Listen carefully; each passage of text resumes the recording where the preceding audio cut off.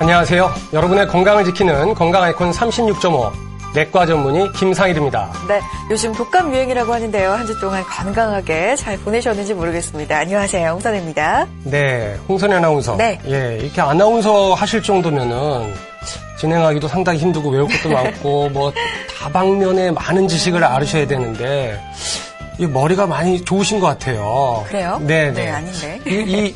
뭐 되게 노력형이신가요? 아니면 옛날에 시험 보실 때 보면은 천재형이라 그래야 되나? 예, 워낙 머리가 이렇게 원래 좋으셨나요? 네. 그런 건 아닌 것 같고요. 네. 벼락치기에 좀 달인이었습니다. 네. 아, 갑자기 저도 뜨끔하는데.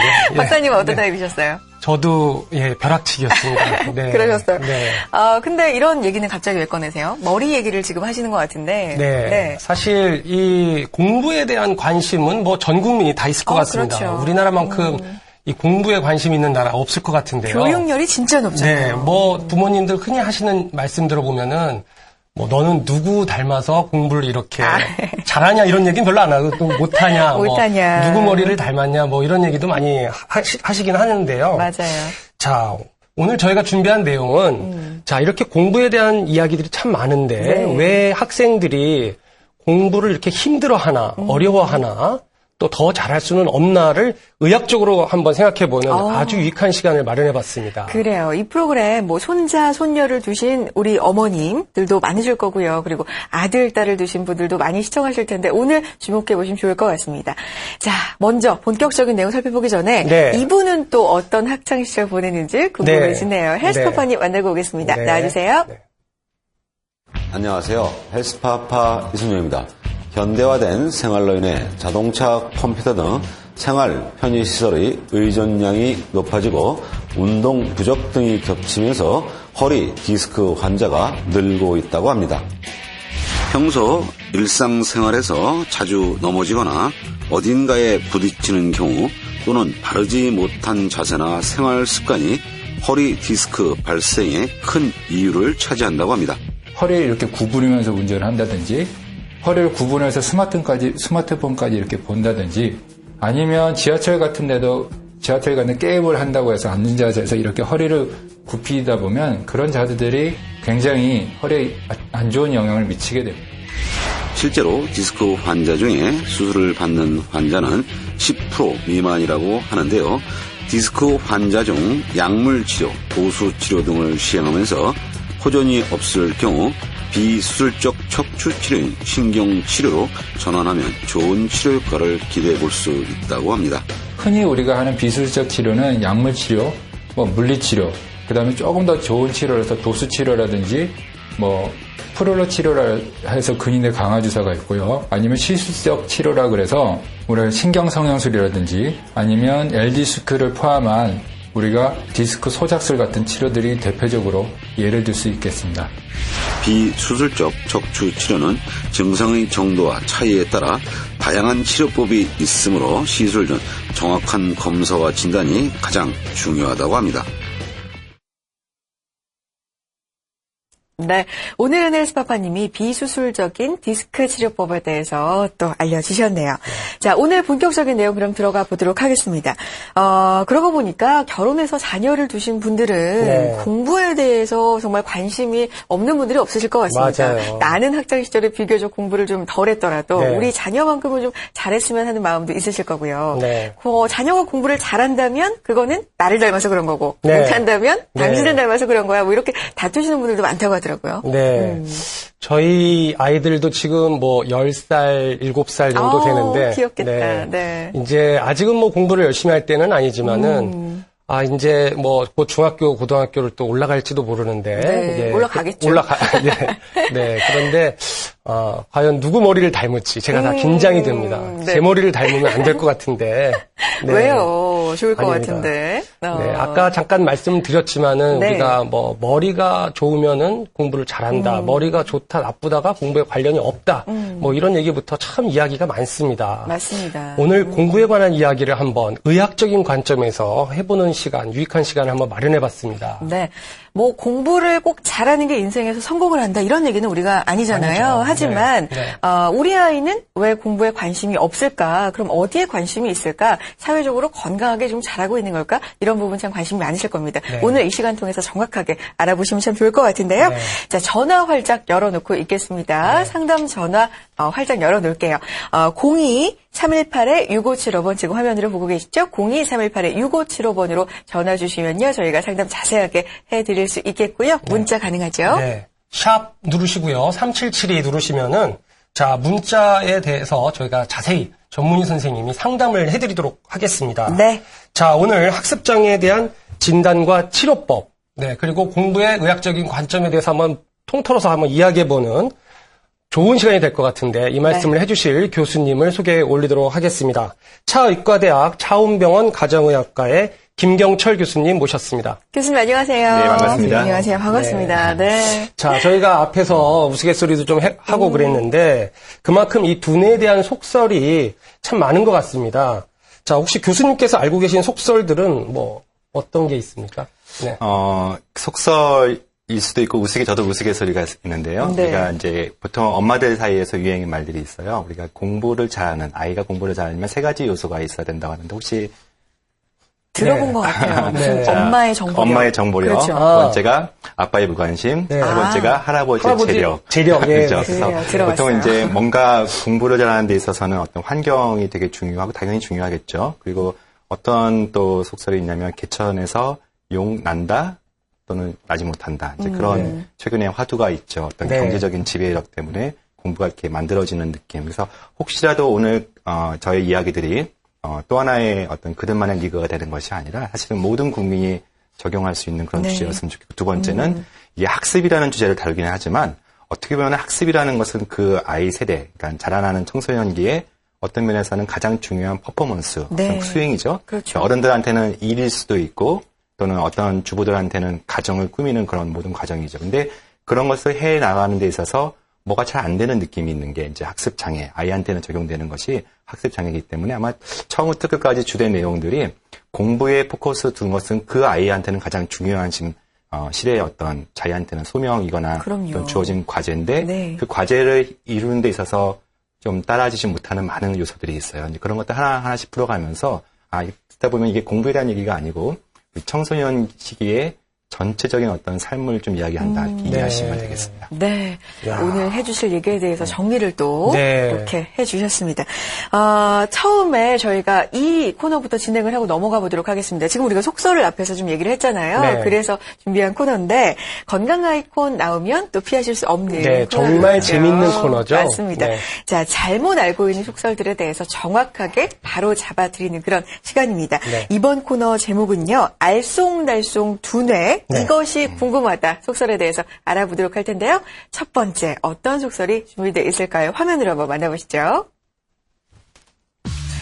알쏭달쏭 두뇌 이것이 궁금하다. 두뇌 교육을 통해 학습력이 향상될 수 있다? 글쎄요. 네. 두뇌 교육을 통해서 학습력이 뭐 이거 처음 문제라서 그런지 조금 쉬운 것 같은데요. 네. 뭘 것 같으세요? 네, 맞을 것 같아요. 두뇌 교육을 통해서 학습 능력이 향상될 수 있을 것 같은데요. 근데 저는 학습 능력은 두뇌만이 아니라 다른 것도 좀 필요할 것 같아서 약간 좀 의심이 되긴 그럴 하네요. 수도 있겠군요. 두 사람의 의견이 지금 갈렸습니다. 답이 뭔가요? 제 정답은 이제 O입니다. 그래요? 예, 뭐든지 배우는 건 참 중요해요. 네. 우리가 어떤 특히 자기가 풀리지 않는 문제를 이렇게 한번 좀 배워가면서 전문가적인 의견을 통해서 배우고 노력하고 따라오는 것들은 매우 중요한 부분들이기 때문에 모든 학습에는 사실 학습 효과가 있기 때문에 오늘도 두뇌라는 좀 주제를 한정되게 말씀했지만 분명히 듣다 보시면 도움 많이 되겠다 생각하실 수 있을 것 같아요. 그렇군요. 네, 분명히 그렇군요. 두뇌 교육을 통해서 학습 능력은 향상될 수 있는 거군요. 슬슬 재밌어지기 시작합니다. 알겠습니다. 자, 두 번째 속설 한번 보도록 하겠습니다. 네. 화면 보여주시죠. 네, 알쏭달쏭 두뇌 이것이 궁금하다. 두 번째입니다. 두뇌 개발 프로그램 효과 있다. 네, 바로 알고 닌텐도 게임 등 이렇게 나왔는데 네, 맞습니다. 한창 유행했던 네. 게임이잖아요. 네, 게임이 보면은, 이렇게 누구랑 싸우거나 뭐를 정복하거나 하는 그런 것이 것도 아니라 있지만, 네. 두뇌 개발용으로 나왔다고 맞아요. 해가지고 한참 유행을 많이 했었던 것 같아요. 저도 많이 했었던 것 같아요. 네. 해보셨어요? 예, 우리 딸이 하는 거를 제가 뺏어서 조금 해본 적은 있는데, 네. 예, 좀 머리가 안 좋은 것 같더라고요. 힘들더라고요. 네, 이런 게 네. 도움이 되나요? 어떤가요? 저희 둘째 아이의 이론에 의하면 네. 이거일 수 있지만 네. 제 의견은 이겁니다. X군요. 네, 도움이 안 된다. 물론 이제 닌텐도는 좀 예전 프로그램이지만 아이들이 네. 굉장히 이렇게 지능을 좀 어떤 개발시킨다는 그런 게임들이 많이 있죠. 맞아요. 어떤 것이든지 재미가 있어야 되기 때문에 게임 형태가 아이한테는 좀 맞을 수 있다라고 생각할 수 있지만 우리가 두뇌라는 거, 어떤 학습을 하고 또 기억력을 증강시키는 것들이 게임을 통해서만 하는 것들은 굉장히 위험할 수 있어요. 근데 생각보다 아이들이 게임에 굉장히 중독이 되어 있어서 그런 중독적인 측면도 있지만 뇌를 온전하게 발달시키는 데 있어서 한쪽만 쓸 수 있는 가능성이 있기 때문에 아하. 전체적인 의미에서는 게임으로 통해서 어떤 교육 효과를 기대하는 것은 굉장히 네. 위험한 발상이다 싶습니다. 그렇군요. 골고루 이렇게 두뇌 개발이 네. 다 되지는 못하는군요. 맞습니다. 여기까지 알아봤고요. 자, 다음 문제입니다. 화면으로 또 만나보실까요? 네. 알쏭달쏭 두뇌 이것이 궁금하다. 세 번째입니다. IQ 높은 사람이 공부 잘한다? 이거는 네. 알 수 있을 것 같은데. 네, 저는 알 것 같아요. 이거 X 아닙니까? 네. 저도 X가 돼. 왜냐면 네. 우리 애는 머리는 좋은데 그러니까 노력은 안 해서 공부를 못해 이런 분들 굉장히 많지 않나요? 네. 그러니까 IQ하고는 완전 직접적이지 않을 것 같다는 생각이 드는데 어떻습니까? 이 대답은 제가 굉장히 신중하게 될 부분이 있어서 어떤 네. 면에서는 이제 O라고 할 수 있고요. 어떤 면에서는 X이죠. 우리 교수님도 의과대학 시절을 보시면 정말 이렇게 해도 안 되는 그들만의 좀 어떤 높은 벽이 있죠. 네. 그냥 놀다가 시험 전에 이렇게 몇 자 보더니 네. 걔가 더 공부를 잘하는 얄미워. 뭔가 이렇게 설명할 수 없는 그런 요소들이 있죠. 네. 그게 네, 이제 맞습니다. 상당 부분이 우리 공부의 어떤 파트는 기억력을 네. 어떤 담아내거나 네. 어떤 부분에서는 또 창의력도 우리가 따라갈 수 없는 범접할 수 없는 그런 창의력을 하는 그런 예술분야라든지 그런 부분들은 분명히 타고나는 게 맞습니다. 저 개인적인 이제 전공 중에 하나가 유전학인데요. 네. 유전학 부분의 많은 부분들이 개인이 어쩔 수 없는 타고나는 게 중요합니다. 뭐 공부뿐만 아니죠. 우리 아나운서처럼 이렇게 미모를 타고나는 그런 고맙습니다. 영어로 해서 네, 죄송하지만 고맙습니다. 네이처한다 합니다. 네. 그러나 동시에 미모를 예를 들자도 저희가 네. 만들어지는 부분도 있죠. 네. 현대의학에서는. 그래서 네이처와 널처라고 합니다. 만들어지느냐 가꾸어지느냐 문제인데 공부 역시도 타고나는 게 어떤 면에서는 기본적인 중요한 부분이 있지만 그것이 운명론처럼 결정하지 않아요. 말씀한 것처럼 뒤늦게 우리가 노력을 통해서 또는 집중력을 통해서 얼마든지 타고난 것들은 극복할 수 있고 또 현대의 여러 가지 직업군과 여러 가지 주어지는 요소들이 결코 타고난 머리만 가지고 성공할 수 없는 많은 또 그런 요소들을 요구하기 때문에 네. 어떤 면에서는 O고 어떤 면에서는 X라고 할 수 있겠습니다. 네. 야. 자, 이번 답변은 참 이 고무적이고 희망적인 내용인 것 맞아요. 같습니다. 네. 예, 저를 포함해서요. 네. 자, 계속해서 문제 나갑니다. 네, 보여주시죠. 보시죠. 네. 알쏭달쏭 두뇌. 이것이 궁금하다. 네 번째입니다. 두뇌력이 좋아지는 방법. 음식이 있다. 네. 음식을 통해서 머리가 좋아지는 방법이 있다. 이런 말씀인데요. 이거는 맞을 것 같아요. 흔하게는 등푸른 생선? 네. 이나? 아니면 호두? 네. 이런 것들 들어본 것 같은데. 네. 저는 머리 나빠지는 음식은 있어도 머리 좋아지는 음식은 별로 없을 것 같기도 하거든요. 그래요? 네, 어떻습니까? 어떻습니까? 이건 당연히 오, 정답이고요. 맞았다. 우리 그렇군요. 김 박사님 말씀하신 것처럼 확실하게 머리가 나빠지는 음식과 어떤 생활 습관이 있어요. 그건 너무나 잘 알려져 있는 어떤 탄수화물 중독이라든지 그러나 좀 더 우리가 연구에서 많이 쏟아져 나오는 것들이 뇌를 좋아지게 하는 뇌 음식들이 있습니다. 그래서 아마 오늘 강의 중에 오늘 내용 중에 뒷부분 쪽에는 무엇을 먹고 우리 아이들한테 무엇을 줄 것인가 심지어는 우리는 다루지 않겠지만 임신 중에 무엇을 먹을 것인가가 그 자녀의 나중에 학동기와 또는 성장기의 질병, 특별히 두뇌에 영향을 주기도 합니다. 그런 것들이 최근에 가장 핫한 이슈로 과학계에서는 논의되고 있는 그런 후생유전학적인 지식인데요. 그런 부분을 통해서 무엇을 먹는지가 매우 중요하기 때문에 아마 오늘 이 자리에 제가 온 것 같기도 합니다. 네. 그렇군요. 그렇군요. 물론 머리는 타고나는 부분도 있지만 우리가 매일 먹는 음식을 통해서도 네. 또 좌우가 될 수 있기 때문에 네. 이 부분 오늘 끝까지 방송 시청해 주시면서 귀를 한번 기울여 주시기 바랍니다. 네, 맞습니다. 자, 다음 문제 속설 어떤 걸까요? 화면으로 또 만나보시죠. 알쏭달쏭 두뇌 이것이 궁금하다. 다섯 번째입니다. 좌뇌형, 우뇌형이 존재한다. 네. 들어봤어요. 네네. 본인은 그러면 좌뇌형인가요? 우뇌형인가요? 좌뇌가 뭐고 우뇌가 뭔지 지금 저는 구별이 잘 안 가기 때문에 말씀드릴 네. 수는 없는데 네. 이게 약간 이성적인 쪽하고 뭐 감성적인 아, 쪽인가? 뭐 네. 이렇게 저는 구별이 된다 들은 이성적인 것 쪽이신가요? 감정적인 쪽이신가요? 골고루. 아, 네, 그렇군요. 전뇌형이군요, 전뇌형. 네. 답이 뭔가요? 일단은 체질이 우리가 있는 것처럼 뇌에도 체질이 있습니다. 네. 네. 그리고 뇌에도 자기만의 특성, 고유한 특성이 있는 것은 정답입니다. 그리고 네. 그 특성을 잘 이용해서 자신만의 학습법 또는 자신만의 어떤 체력 관리법, 분명히 나중에 이제 저희가 하나씩 말씀드리겠지만 좌뇌형의 특징과 또는 완전 우뇌 또는 상대적인 어떤 밸런스를 가지고 있는 우뇌의 특징들이 구별됩니다. 그래서 그 특징에 맞는 학습법도 사실은 굉장히 중요하고요. 그리고 그 특징에 맞는 어떤 체력 관리법도 중요하고요. 그래서 그 특징과 아이의 특징뿐만 아니라 엄마의 특징과 엄마의 뇌 체질과도 사실은 밸런스를 잘 맞추는 것들이 중요한데 문제는 우리 학원이나 또는 어떤 최근의 사교육의 방식들이 네. 획일적인 부분들이에요. 네. 그 특성을 고려하지 않고 어떤 평균적이고 어떤 면에서는 좀 기준을 높여서 지나치게 아이들을 좀 푸시하는 그런 경향이 있기 때문에 네. 많은 문제가 생길 수 있죠. 한번 그런 얘기도 오늘 하나씩 교수님, 들어가겠습니다. 그러면 한 사람에게 이 좌뇌형적인 특징도 있고 우뇌형적인 특징도 동시에 나타날 수는 있습니까? 우리 아나운서님처럼 네. 이렇게 양쪽을 같이 쓰는 경우도 있지요, 당연히. 그래서 인정을 해주시는군요. 저는 인정하겠습니다. 그런 부분을 타고난 사람도 있고요. 네. 완전 자뇌형인 사람도 있고 완전 우뇌인 사람도 있어요. 그래서 네. 어떤 체질이 나쁘다 또는 더 좋다고 할 수는 없고 네. 그 아이의 특징이고 그 아이의 어떤 성격적인 부분도 마찬가지죠. 그래서 그 개인 고유의 특성에 맞춰서 특히 가정 환경에 따라가는 것들이 중요하다고 할 수 있겠습니다. 네, 그렇군요. 알겠습니다. 오늘 자. 끝까지 방송 보면 정말 유익한 내용 많이 나올 것 같아요. 네. 지금 이 마지막 문제가 정말 너무 관심이 가는 중요한 문제인 것 같습니다. 그래요? 자, 화면 한번 보여주시죠. 네. 네, 알쏭달쏭 두뇌. 이것이 궁금하다. 6번째입니다. 조기 선행교육은 할수록 좋다. 네. 지금 이제, 교육특구라고 하는 강남이라든지 네네네. 이런 곳에서만 저 조기 선행학습 이야기가 나오는 게 아니거든요. 거의 뭐 전국적인 굉장히 많이 하죠. 현상입니다. 네. 맞습니다. 자, 답이 어떨까요? 어떻게 나올까 궁금한데요. 네. 교수님 어떻습니까? 이 문제에 대해서는 저 역시 이제 의사로 와 있지만 저도 고2 딸, 그다음에 중2 아들 이렇게 두고 있는 학부모로서 네.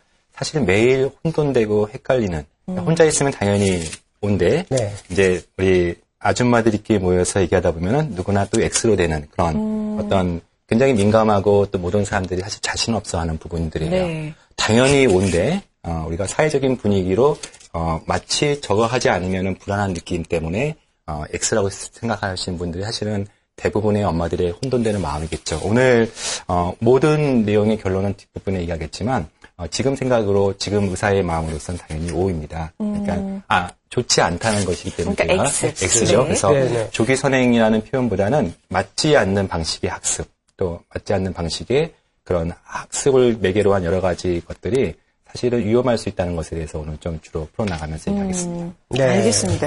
그래, 우리 아이가 공부를 잘했으면 좋겠다. 이거는 정말 모든 부모들의 같은 마음이겠죠. 네. 마음은 일을 합니다만 아이의 특성에 맞게 또 해야 준다는 것도 너무 지나치면 안 좋다는 네. 거를 알아두셔야 될 것 같아요. 네. 자, 우리 아이는 머리가 나빠서 어떡하나, 또 걱정하시는 분들 참 많으실 것 같은데요.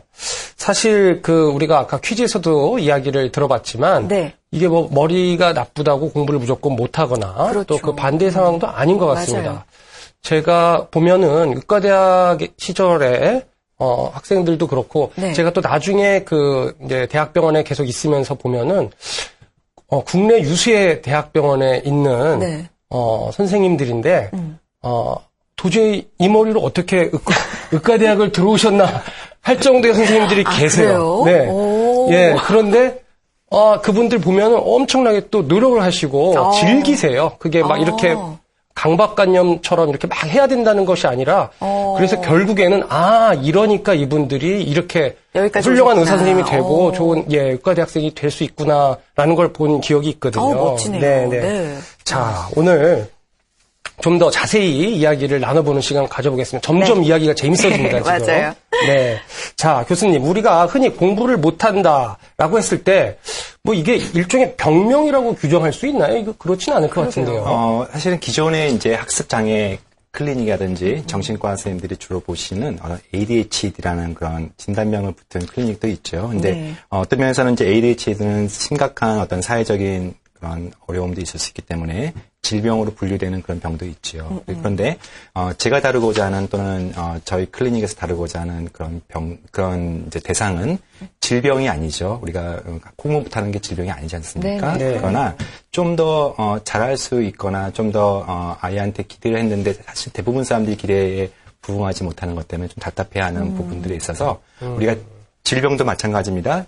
질병은 아니지만 건강하지 않은 그 중간 존재가 해요. 우리가 회색지대라고 하는 네. 그레이 존이 있는데 공부라는 주제 역시 분명히 병적이지는 않죠. 뭐 약물을 먹여야 되거나 그러지는 않고 그렇다고 또 건강이라는 부분을 이제 두뇌의 건강이라는 부분은 정해지기 좀 어렵지만 그 중간 지대에 있는 사실은 누구나 사실 그 중간 지대에 있는 아이라고 할 수 있을 것 같아요. 그래서 그런 부분을 다루어 나가는 부분도 있고 다만 여기서 또 우리가 혼돈되지 않게 성적이 어떤 그 평가의 절대가 아니기 때문에 네. 성적이 잘 나오지 않는다는 그런 개념보다는 좀 포괄적인 개념입니다. 그래서 아이가 항상 시험 때마다 잘 하다가 꼭 시험 때 감기 걸려서 망치는 아이들이 있어요. 네. 그런 것도 포함시키는 내용들이에요. 네. 공부라는 것을 결과를 내기 위해서 그런 집중력의 문제, 좀 더 아이가 집중할 수 있는데 집중까지 되기 위해 굉장히 오랫동안 이렇게 좀 방황하는 그런 아이들이 있을 수 있어요. 그런 것까지 다 포함해서 하는 거기 때문에 네. 병은 아니지만 우리가 또 완전하지 않는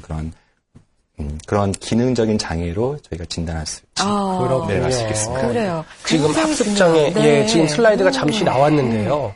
굉장히 그렇군요. 중요한 개념입니다. 네. 학습장애 무조건 성적이 점수가 안 나온다. 이래서 우리 아이는 학습장애 이게 아니라 모든 걸 굉장히 많은 걸 좀 포괄하는 개념입니다. 네. 집중력이 떨어진다거나 주의력이 없다거나 아니면 네. 특정한 것이 좀 중독이 돼 있다거나 네네네. 심지어 체력이 떨어진 것도 네. 학습장애라고 볼 수 있다. 네. 이렇게 좀 개념부터 짚어봤고요. 굉장히 중요한 내용이었습니다. 그렇다면 학습장애를 일으키는 원인 뭐가 있을까요? 제가 좀 전에 그 세 가지 요인들에 대해서 말씀을 드렸던 네. 것처럼 우리가 학습 장애를 일으키는 원인들을 이제 봤을 때도 세 가지 전부 다 봐야 됩니다. 네. 이제 슬라이드 한번 넘기면서 한번 좀 볼까요? 우리가 네. 뇌와 마음과 몸 세 가지 요소가 네. 아까 말씀드렸던 엄마의 정보력, 할아버지의 재력이 것이 아니라 네. 아이한테 포커스 맞췄을 때 네. 아이의 뇌와 마음과 몸, 네. 머리, 마음, 몸. 위아래 네. 위아래 하죠. 그래서 요 세 가지 요소를 전부 다 균형 잡히게 해야 되는데 네. 이 어느 한쪽이라도 문제가 됐을 때 우리가 그 아이가 사실은 공부를 잘할 수 없어요. 공부를 잘해 보여도 사실은 제대로 공부가 됐다고 할 수가 없어요. 그러면 이제 좀 더 수능이라고 하는 어떤 관문을 통과한 이유까지를 말씀드렸을 때 그래서 하나하나씩 좀 어떤 문제가 있는지 보는 게 좋을 것 같습니다. 네, 그렇군요. 알겠습니다. 우리가 이 의학에서 보면은 맨 처음에 원인을 찾고 네. 그 원인을 제거하거나 치료해 버리면은 일단은 그 질환 맞는 거죠. 그 문제가 해결되는 네, 거거든요. 자, 그러면 원인 지금 뇌, 마음, 몸 이렇게 세 요소로 분류를 해서 네. 정리를 해 주셨는데 자, 그러면 이것들이 해결이 되면은 자, 치료가 잘 되는 건가요? 어떻습니까? 네. 우선 이제 해결하기 위해서는 정확한 평가가 필요하죠. 네. 그래서 뇌가 아이한테는 적절하게 작동하는가. 또 사실은 오늘 많은 주제가 마음 쪽입니다. 우리가 두뇌 하면 머리 하면 사실 공부 잘하는 유일한 기관으로 보지만 네. 머리 안에도 우리가 대뇌 피질은 이성적인 사고를 담당하고 하지만 그 안쪽에 들어가면은 변연계 같은 구조가 있습니다. 그런 네. 구조들은 사람의 감정을 다루는 구조고 네. 좀 더 들어가면 연수나 우리 소뇌 같은 그런 구조들은 또 사람의 몸과 리듬과 생체적인 문제, 호르몬들을 작용하기 때문에 머리조차 우리 뇌와 마음과 몸을 다 담고 있는 그런 구조인 것처럼 우리가 정확하게 공부를 잘하려면 먼저 아이를 정확히 평가하는 것이 중요하다고 할 수 있겠습니다. 네. 네. 그래요. 공부를 잘하는 방법은 이 뇌와 몸과 마음이 균형을 네. 이루어야 된다. 굉장히 네. 사실 쉬운 것 같은데 네. 이게 얼마나 어려운 어렵죠. 개념이에요. 그렇죠. 그러면 뇌부터 한번 살펴볼까요? 뇌가요, 교수님. 신체 여러 가지 기능과 굉장히 밀접한 관련이 있죠. 뭐 거의 뇌로 마무리가 된다. 이렇게 봐도 되겠죠. 네, 우선 이제 아까 또 그게 IQ랑도 관련될 수 있죠. 그래서 우리가 기본적으로 두뇌가 좋아야 기본적인 어떤 판단력과 암기력들이 생기는 부분들이기 때문에 근데 네. 이제 뇌를 평가하는 것은 단순히 IQ적인 측면은 아니고요. 어떤 집중력을 잘하는지 또는 어떤 사고의 어떤 흐름들이 객관적이고 논리적인 또는 훈련받아야 될 부분도 있지만 그런 부분들이 이제 무엇을 구성하는지 볼 텐데, 잠깐 저희 스마트 학습 클리닉이라고 하는 데서 다루고자 하는 평가를 잠깐 좀 볼게요. 그럴까요? 표 중에 네. 뇌와 마음과 몸을 나눠서 지금 나오고 있죠. 아하. 그래서 하나씩 보면 이제 뇌를 평가할 때, 물론 이제 저희는 심리 상담 기관이 아니고 이제 의료 기관이기 때문에 약간 의학적인 부분들을 다루면서 하는데, 뇌를 평가할 때는 그 친구의 MRI를 찍는다는 그런 개념이 아니라 네. 뇌의 체질 또는 뇌 유형을 먼저 평가하고 네. 그다음에 뇌파 검사를 저희가 함으로써 현재 뇌를 객관적으로 평가하는 지표를 좀 갖고자 하고요. 마음 같은 경우는 사실은 스트레스라는 우리가 피할 수 없는 주제를 객관화시키는 그런 지표들 좀 이따 보여드릴 겁니다. 그리고 네. 우울과 불안과 중독은 전통적으로 정신과에서 다뤘던 그런 주요 지표들이 할 수 있겠고요. 몸을 평가하는 데 있어서는 우리가 여러 가지가 있겠죠. 몸 네. 상태를 평가하면 신체 검사가 네. 끝이 없을 텐데 저희가 기능의학적인 관점에서는 어떤 영양 상태가 균형 잡혔는지 혹시나 아이들한테 중금속이나 어떤 환경인자, 환경 호르몬의 문제가 있지 않은지 그리고 모두가 관심이 있어 하는데 그 실체를 잘 몰라 하는 그런 면역과 체력에 대한 부분들을 평가하는 그런 도구를 가지고 오늘 설명을 드리겠습니다. 네, 그렇군요. 그렇군요. 오. 야, 이거 굉장히 세분화해서 이렇게 그래요. 평가를 깜짝 하네요. 놀랐어요. 네.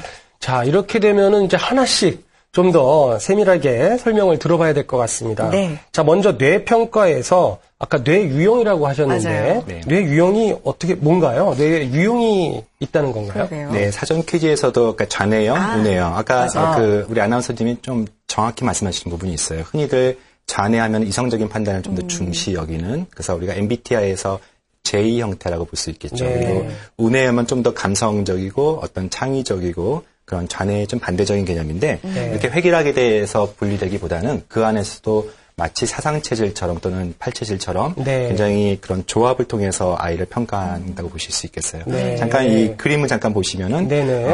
뇌를 평가하는 이제 여러 기관들이 있습니다. 그 중에 저희가 좀 도움을 받는 곳인데 이런 보시라고 하는 프로그램이 있어요. 브레인 네. 오리엔테이션 스타디 인벤토리라는 그런 과학적인 그런 평가 방법들이 있습니다. 네. 자기 설문에 기입하고요. 네. 결과는 보시는 것처럼 평가 결과지인가요? 네, 이게 네. 이제 잘 안 보이시겠지만 그래프를 통해서 뇌의 어떤 유형, 어떤 완전 우뇌인지, 네. 또는 강한 우뇌인지, 좀 좌뇌가 중요한지 아, 부분들을 네. 저희가 볼 수 있고, 네. 그뿐만 아니라 이제 단순히 타고난 뇌를 보는 것이 아니라 네. 우리 아이들 중에 그런 아이들이 있어요. 뇌는 되게 똑똑한데 네. 의욕은 넘치는데 의욕이 있냐 없냐도 여기서 평가합니다. 그래서 네. 의욕이라는 어떤 신체적인 성취력에 대한 부분도 그래서 의욕도 있지만 그것을 따라가지 못하는지 잘 따라가는지 그런 부분들을 평가하고 사실은 공부라는 과정이 머리만 가지고 안 돼요. 친구들과의 관계도 되게 중요합니다. 네. 그래서 그런 설문에는 어떤 사회성 그리고 이제 신체적인 부분들이 굉장히 중요하죠. 그래서 그런 것들을 종합적으로 평가하는 네. 그런 레포트 보고서를 할 수 있겠습니다. 네. 네.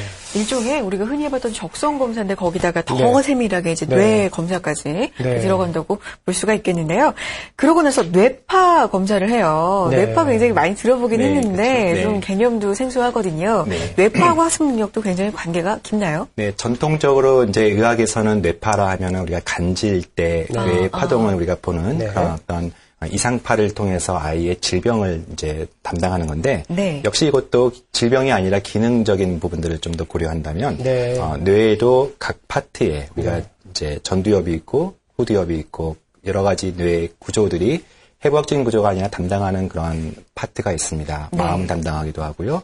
사고력을 담당하기도 수면을 담당하기도 합니다. 그래서 네. 각 뇌의 위치에 따라서 뇌의 활성도를 본다는 의미에서 정량적인 뇌파, QEEG라고 하는 네. 그런 부분들을 이제 그림처럼 이렇게 누워서 또는 안정된 상태에서 뇌의 여러 채널들을 검사하는 정식 방식이 있고요. 저희 학습 클리닉에서는 그렇게 하기에는 아이가 시간이 많지 않아서 네. 간단하게 시각에 따라서 뇌파를 측정하는 어떤 네네. 간단 방법을 써서 네네. 아이의 좌뇌 우뇌도 볼 수 있고요. 또 아이의 기본적인 뇌의 활성도, 어떻게 보면 IQ를 할 수도 있죠. 뇌가 활발하게 움직이는지를 볼 수 네. 있고, 그 안에서는 특별히 집중력을 봅니다. 네. 아이가 정말 집중을 잘하는지 평소에 네. 집중력에 대한 어떤 객관적인 지표들을 본다 할 수 있겠습니다. 네. 저 시각적 뇌파 검사 말씀해 주셨는데 네. 저거는 검사하는 시간은 한 어느 정도? 한 10분에서 15분 정도로 예. 네, QEG 같은 경우는 이제 네. 준비하느라고 합쳐서 한 4, 50분 걸리기 때문에 네. 저희가 이제 아이들의 시간을 많이 뺏을 수 없어서 시각적 뇌파에서 이상이 있으면 저희가 QEEG로 넘어가는 경우도 있습니다. 아하, 그렇군요. 생각보다 시간이 오래 걸리진 않네요. 네네. 네. 자, 지금 오늘 너무 재미있는 내용이다 보니까 네. 상담, 전화, 문자 엄청나게 오고 있는 것 같습니다. 자, 먼저, 상담 문자가 그럴까요? 온 것 문자 같은데요. 하나 한번 볼까요? 보죠. 네, 보여주세요. 자, 1180님. 네, 벌써 문자 오셨습니다. 네. 중1 여학생입니다. 제가 공부를 많이 못하는 편인데 중학교에 오니까 엄청나게 신경 쓰이고 스트레스를 받습니다. 노력해도 안 되고 집중도 잘 안 되고 스트레스가 심해서 밤에 잠도 편히 못 잘 정도예요. 자, 집중 잘하는 법을 좀 가르쳐 주세요. 그리고 두 번째로 스트레스 해소법도 추천을 좀 해주세요. 이렇게 문자 주셨습니다. 중1 여학생은 이런 문자를 보내고 고민을 한다는 것 자체가 일단 네. 공부를 잘하고 싶은 네. 의욕이 의욕이 있네요. 많다. 네. 이런 생각이 그렇죠. 드는데 네. 어떻게 해결해야 될까요? 사실 이제 중1 여학생이라 하면 남학생보다 훨씬 더 사춘기의 피크에 대한 빠르죠. 나이고 사실 이 당시에 공부의 결정은 친구가 누구인지 또 대인관계가 어떤지 또는 그런 어떤 스트레스의 여부에 따라서 이 시간에 공부하지 아직은 고2, 고3처럼 어떤 그런 공부를 제대로 발휘할 수 있는 그런 환경은 아니기 때문에 네. 우리 이 아이가 말한 것처럼 그런 집중도 안 되고 그런 백그라운드에는 스트레스와 또는 대인관계 특히 여학생들의 어떤 그 그룹에 따라서 아이가 학교를 좋아하느냐 안 좋아하느냐가 아마 결정적일 겁니다. 그래서 엄마들은 주로 애 데리고 이제 학원 다녀서 문제를 해결할 수 있지만 사실은 깊은 대화를 하다 보면은 그것이 중요한 게 아니고 스트레스를 어떻게 애가 불면까지 경험한다는 얘기는 네. 이 아이한테는 뭔가 지금 한쪽 부분이 망가진다는 것들을 말씀하고 있는 거예요. 그래서 지금 이제 그 다음에 사실은 뇌를 다뤘기 때문에 저희가 이제 마음이 사실은 더 중요한 부분인데 네. 한번 스트레스 얘기하면서 좀 더 답변을 좀 말씀드리겠습니다. 네. 알겠습니다. 그렇군요. 중1 방금 이제 문자를 보내준 네. 중1 학생도 스트레스 얘기를 지금 굉장히 집중적으로 했는데 스트레스 얘기를 그럼 좀 더 해볼 필요가 있을 것 같아요. 네. 앞서서 학습 장애 정의에 대해서 말씀해 주실 때도 스트레스가 굉장히 중요한 요인으로 거기 들어갔거든요. 네. 스트레스가 심하면 당연히 좀 공부가 잘 안 될 것 같다는 생각이 드는데 학습 네. 능력과 어떤 관계가 있나요? 네. 종종 이제 학생들과 상담하다 보면은 네. 이제 학생들과 함께 부모들이 엄마가 주로 따라오는데 엄마들은 대개 아이들한테는 정신적인 문제 또는 마음의 문제는 없다는 전제에서 아이의 이제 학습 문제를 가지고 오는데요. 이제 엄마를 잠깐 좀 내보내고 제가 아이랑 상담하다 보면은 네. 사실은 핵심 문제가 아이의 마음의 문제예요. 그래서 공부를 잘하는 데서 제일 중요한 것은 동기부여죠. 얘가 공부를 왜 잘해야 되는지를 이성적으로 판단을 하고 정말 하고 싶다는 그런 마음이 있을 때 네. 이제 공부를 잘할 수밖에 없는 건데 문제는 그게 안 되죠. 아마 오늘 시청하시는 분들 중에 많은 부분들이 도대체 얘가 왜 공부를 안 하려고 하는지 모르겠다라는 것에 답답해하면서 네. 앉아 계신 분들 많을 텐데 사실은 자녀하고 대화를 하셔야 되죠. 그래서 네. 핵심 문제는 뇌의 문제가 아니고 마음의 문제. 얘가 하려고 하는 의욕이 없다는 것 자체. 네. 그리고 사실 하려고 할 때 방해하는 요소들이 너무 많은데 네. 그중에 상당 부분이 마음의 문제라는 것을 오늘 좀 네. 다룰 텐데요. 예를 들면 서울시 교육청에서 한 자료 중에 하나가 자녀한테 우울증이 있습니까? 하는 질문에 부모가 대답은 1%밖에 내라고 합니다. 네. 그러나 자녀 스스로 대답할 때는 7% 정도의 차이가 많네요. 우울증이 있죠. 차이가 많죠. 네. 그래서 사실은 부모가 아이의 마음을 제대로 알 수 있는 것은 아니다라는 것이 맞고 어쩌면은 학교 선생님보다 학교 교부들이 더 알 수 있을 텐데 네. 생각보다 자녀들이 받는 스트레스 양은 어마어마하지요. 네. 왜냐하면 그 스트레스 주는 주체가 자기가 아니기 때문에 네. 자기가 어쩔 수 없는 피할 수 있는 그런 스트레스 내용들이 아니라 응답자의 한 45% 정도가 학업 스트레스. 아마 자녀들의 그 스트레스 되게 많을 텐데 그 중에 반 정도가 사실은 오늘 다루고자 하는 학업비 네. 가장 주된 스트레스인데 네. 그 스트레스를 풀어나가는 과정들이 아마 기성세대와 특히 자녀와의 굉장히 갭이 크겠다 할 수 있겠습니다. 네. 그래요. 그렇군요. 야, 지금 말씀 들어보니까 부모님이 생각하는 것보다 자녀들이 스트레스를 받는 게 훨씬 심하네요. 예, 부모님들은 1%로 알고 있는데 우울증을 학생들이 자기가 우울증이 있다고 네. 하는 건 7% 가까이 7% 가까이 된다니까. 야, 이거 심각합니다. 맞습니다. 아까 그 스마트 학습 클리닉 말씀해 주시면서 스트레스 평가 이야기를 해 주셨는데 네.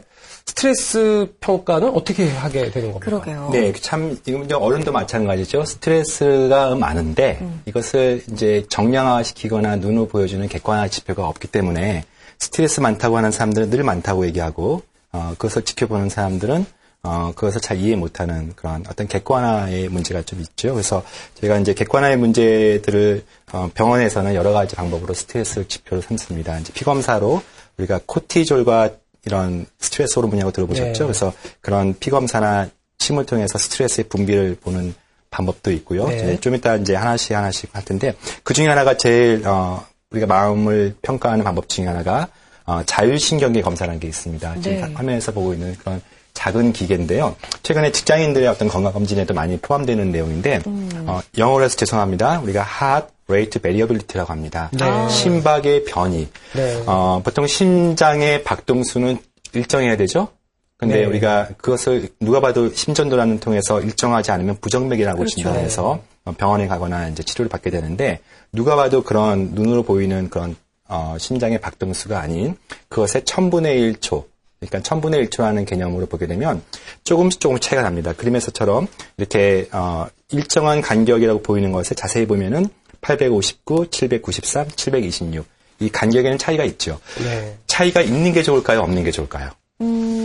글쎄요. 차이가 없는 게 좋을 것 같은데. 뭔가 좀 일관성이 있고 네. 뭔가 좀 네. 정상적이죠. 그러나 스트레스 입장에서는 차이가 있는 게 좋습니다. 네. 우리가 예를 들면 이런 거죠. 우리가 외부에서 자극을 주면 기쁠 때는 웃어야 되고 네. 슬플 때는 울어야 되는 것이 일반적인 감정인데 네. 스트레스가 너무 많으면 기뻐도 웃지 않고 슬퍼도 울지 않는 네. 그 단계까지 가지요. 마찬가지로 우리가 그런 외부적인 환경에 민감한 것이 좋아요. 힘들면 네. 힘들다고 몸이 받아들이고 즐거울 때는 그래서 다른 말로 하면 근육이라는 측면에서도 긴장과 이완이라고 하는 그런 리듬을 타는 게 좋은 것처럼 네. 심장의 어떤 박동수 사실은 심장의 박동수뿐만 아니라 모든 장기의 그런 수축과 이완이라는 측면에서는 네. 모든 것이 항상 자율적인 그런 측면에서는 그런 변이가 있는 게 좋습니다. 그래서 이 변이의 검사들은 첫 번째는 그림에서 보는 것처럼 네. 박동수의 차이가 있는지를 잠깐 좀 볼 겁니다. 그래서 밑에 요 부분에 어떤 심장의 박동수, 영어로 주파수, 프리퀀시라고 하는 주파수 개념인데요. 네. 이런 부분이 차이가 있는지를 먼저 평가하고요.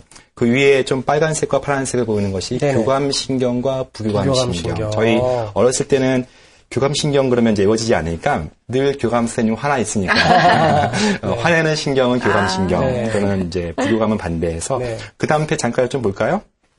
그 다음 페이지에 보시면 자율신경계와 신체 증상이라는 표를 잠깐 보면은 누구나 아마 이 부분은 공감하실 겁니다. 자율신경계가 좀 낯선 이름이죠. 네. 신경에는 운동신경과 감각신경이 있죠. 누구나 자기가 지배하는 신경들이죠. 또는 인지하는 신경이죠. 근데 잠을 자더라도 사실은 자율적으로 움직이는 그런 장기들이 있지 않습니까? 심장이나 위는 자고 있어도 움직여야 되니까. 네. 그래서 이런 내부 장기들은 이제 자율적인 신경에 의해서 지배가 되는데 거기에 크게 교감신경과 부교감신경이라는 게 있어요. 그래서 네. 교감신경이 너무 우세하면 예를 들어서 화를 내면 우리가 소화 잘 못하죠. 네네. 그런 것들 또는 화를 내면은 두근두근두근하죠. 이런 것들이 나의 의지와 관계없이 어떤 이런 증상들이 바뀌는 것들인데 수축시키는 것을 교감신경, 이완시키는 것을 부교감신경이고 꼭 그렇지 않은 장기도 있지만 이런 이완과 긴장을 평가하는 도구로서 이런 자율신경계 검사가 진행되고 있습니다. 네. 네, 그렇군요. 지금 방송 보시는 분들은 너무 어렵다. 네. 부교감신경, 네. 교감신경 뭐 이렇게 받아들일 수도 있지만 중요한 건 핵심은 그러니까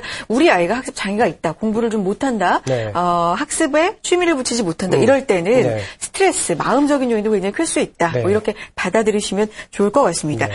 또 하나가 이제 몸이었잖아요. 네. 몸의 건강 상태하고 학습하고 연관이 어떻게 되나요?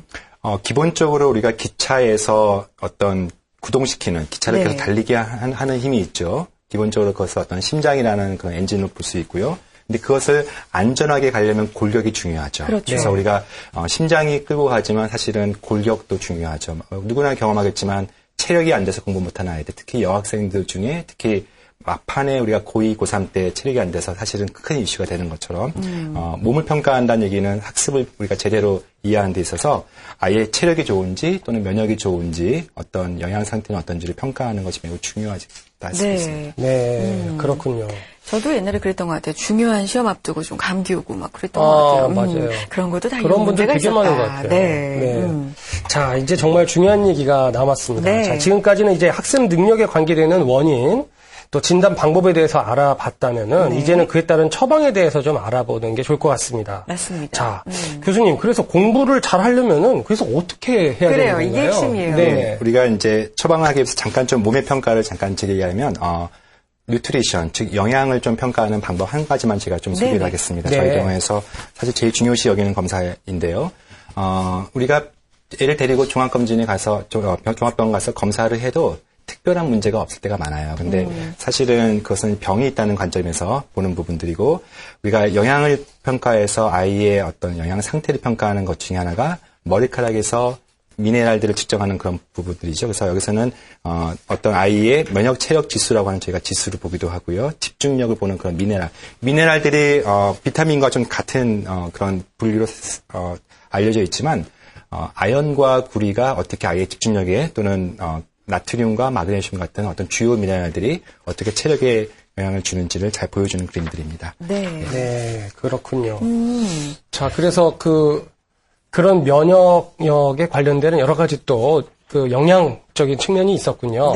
네, 그 공부를 잘하려면 그러면은 결국에는 어떻게 뭐 방법이 따로 있습니까? 어떻습니까? 궁금해요. 네, 저희가 이제 그렇게 해서 뇌 치료, 마음의 치료, 몸의 치료를 이제 이렇게 도표화해서 보여주는 그림이 하나 있는데, 결국은 뇌 치료는 아이한테 문제가 되는 뇌의 문제들을 또는 뇌의 체질에 맞지 않게 하는 학습법을 피하는 식으로, 또 마음의 치료는 가장 중요한 스트레스를 치료하는 방법들, 네, 몸의 치료는 영양의 불균형을 좀 개선시키고 또 집중력과 체력을 개선시키는 그런 특수한 요법들, 특별히 어떤 영양제와 음식들을 어떻게 먹는지에 대한 주로 이제 이야기하게 됩니다.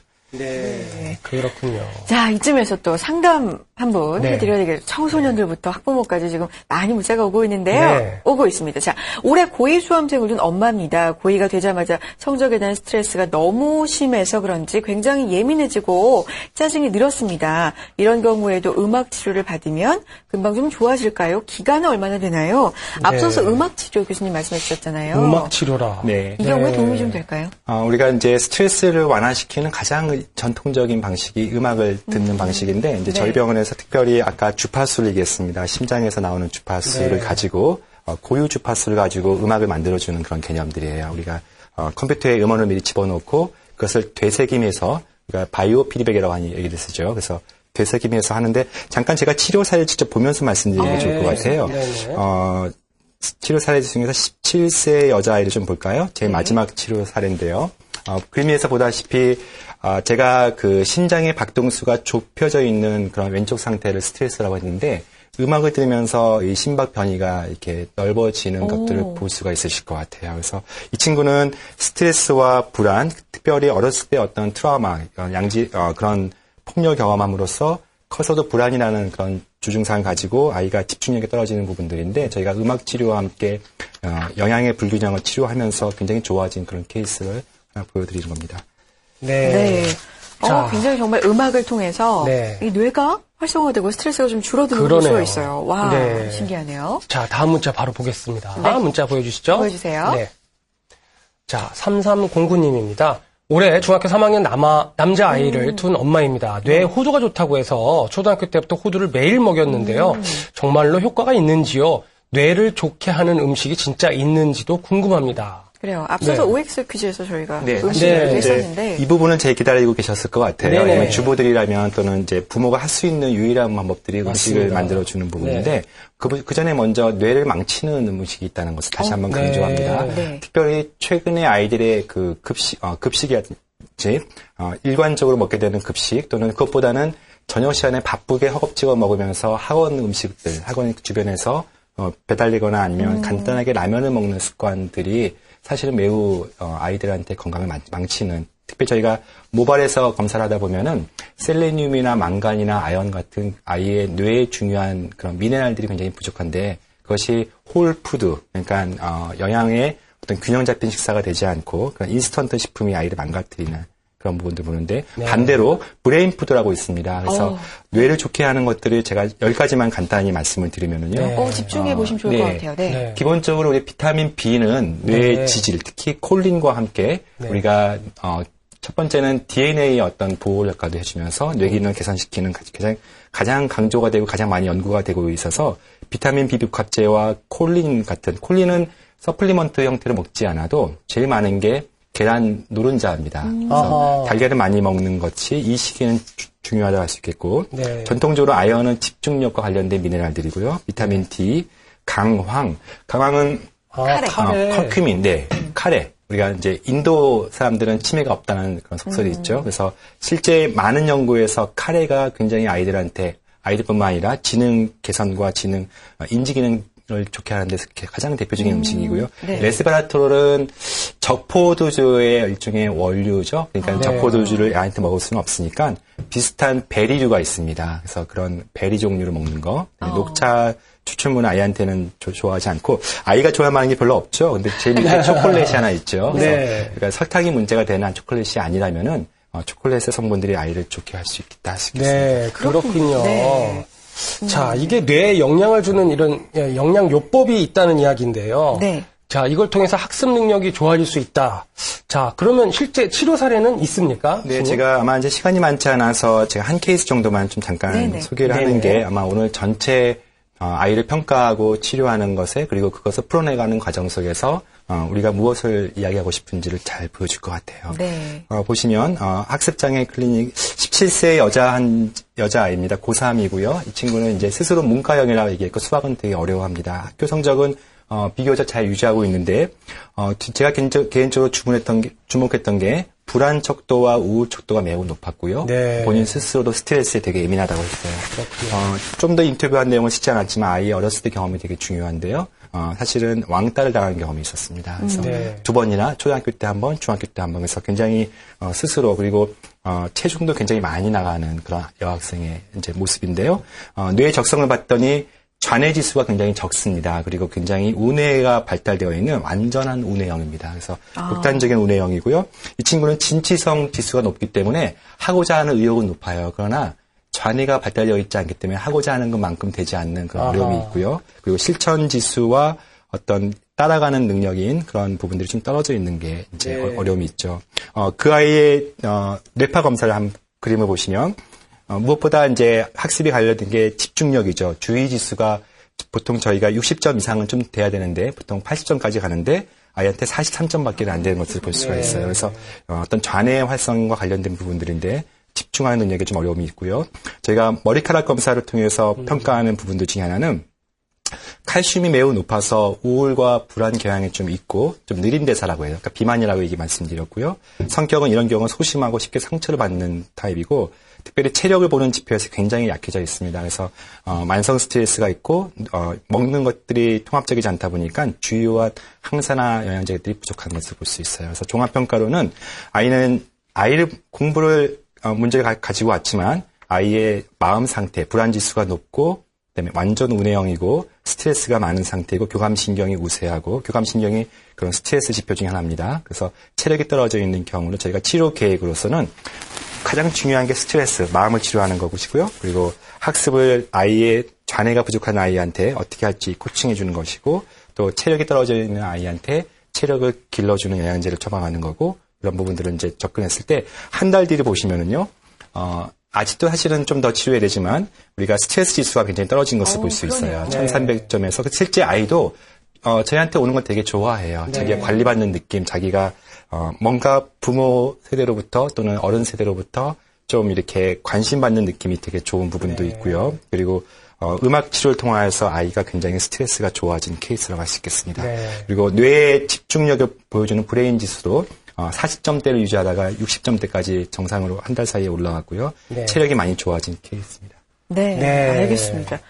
다행입니다. 좋아졌다고 하니까. 네, 맞습니다. 네. 오늘 정말 중요한 얘기 많이 들었습니다. 네. 우리가 그냥 마냥 공부 못하는 거에 대해서 뭘 하고 자녀들한테 할 것만이 아니라 맞아요. 뇌와 마음과 몸의 이 밸런스가 참 중요하고 또 긴장과 이완이 적절하게 균형을 잡아줘야지 학습에 훨씬 더 도움이 된다는 사실을 우리 교수님 말씀 통해서 들어봤습니다. 맞습니다. 자, 오늘 좋은 말씀 주신 차의과대학의 가정의학과 교수이신 차원병원의 김경철 교수님 오늘 말씀 감사드립니다. 고맙습니다. 네, 감사합니다. 네, 방송 후에도 계속 전화 주세요. 교수님과 연결시켜 드릴 테니까요. 많은 참여 부탁드리겠습니다. 자, 네. 2부엔 어떤 내용 준비되어 있죠? 야, 이거 중요합니다. 네, 탈모로 고민하고 계신 분들 꽤 많으신데요. 맞습니다. 정말 좋은 유익한 내용 지금 준비되어 있습니다. 네, 저희 방송에 참여해주신 분들 중에서 몇 분 추첨 통해서 또 저희가 준비한 작은 선물 보내드리니까요. 2부에도 많은 참여 부탁드립니다. 딴 데 가지 마시고요. 네, 채널 고정. 네.